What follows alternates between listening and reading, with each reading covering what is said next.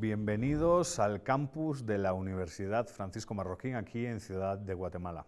Hoy tenemos con nosotros a Iván Vélez. Iván es arquitecto, escritor y divulgador de la historia. Y vamos a hablar de un tema, cuando menos extraño. Espero que esto sea un producto didáctico. Iván, bienvenido aquí al campus. Bien, espero que estés disfrutando aquí de Ciudad de Guatemala. Vamos a hablar de historia fenoménica, pero ¿qué entender por historia fenoménica? ¿Qué es la historia fenoménica? Yo creo que es importante, por lo menos, poner en circulación esa expresión. ¿Por qué? Pues porque la historia no es una ciencia, o no es una ciencia coloquialmente dura, no es matemáticas. Tampoco se puede caer en un relativismo absoluto.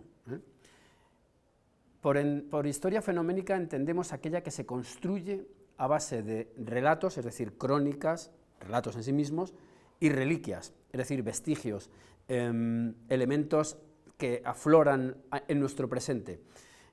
¿Por qué es importante esto? Porque aquí, por ejemplo, que tenemos el caso del lienzo de Coquecholan, me parece que es fundamental entender que esa especie de pequeño mapamundi guatemalteco que está ahí reflejado encaja perfectamente con el itinerario real y donde están realmente los vestigios de aquel tiempo. Entonces, el encaje entre la palabra escrita, o en este caso pintada, y los objetos, los vestigios, las evidencias arqueológicas, y de hecho aquí hay un patrimonio arqueológico fastuoso, creo que nos permiten acercarnos a aquellos hechos desde el presente, puesto que no existe una máquina del tiempo que nos pueda llevar a 1520 y tantos, pues nos permiten ir esclareciendo lo ocurrido. Sin embargo, la historia fenoménica no agota todo el campo referido al pasado, por decirlo de este modo, sino que requiere también de componentes filosóficos. ¿Por qué? Pues porque las ideas, las motivaciones, la filosofía, la cosmogonía de aquellas personas no ha dejado una huella, y es ahí donde es preciso tener un sistema que aborde el pasado, que aborde que aparte de conectar reliquias y relatos, dé explicaciones a lo ocurrido, que permita comprender lo ocurrido. Por ejemplo,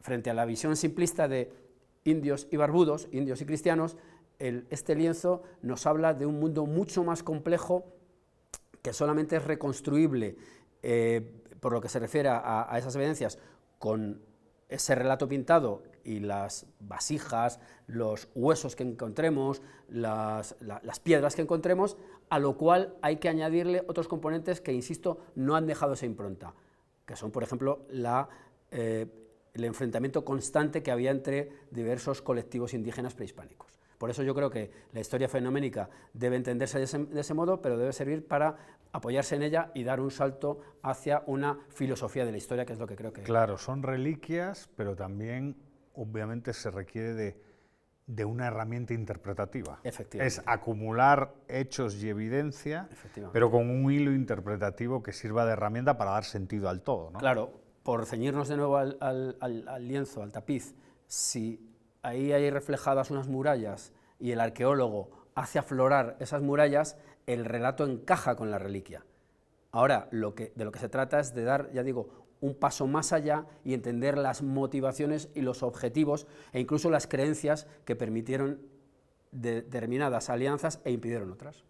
¿Y esta historia fenoménica a qué se enfrenta? O sea, ¿cuál es el adversario, digamos, metodológico o académico? Pues yo creo que se enfrenta precisamente a unas historias estrictamente míticas o metafísicas que se rompen cuando aparecen, porque claro, esas historias también serían relatos, cuando la reliquia contradice el relato. Es decir, si por poner un ejemplo, frente al relato simplista y casi infantil de una especie de indios paradisiacos y gente completamente mansa, por utilizar los términos de la época, las evidencias de los enfrentamientos, y de hecho aparecen en el tapiz entre diferentes comunidades indígenas, violencia... Claro, da una visión realista de lo ocurrido, y a mí me parece que eso es fundamental. Muy bien, pues yo creo que este vídeo ha servido porque todos hemos aprendido qué es historia fenoménica y los retos que este enfoque tiene a futuro. Muchas gracias y hasta la próxima.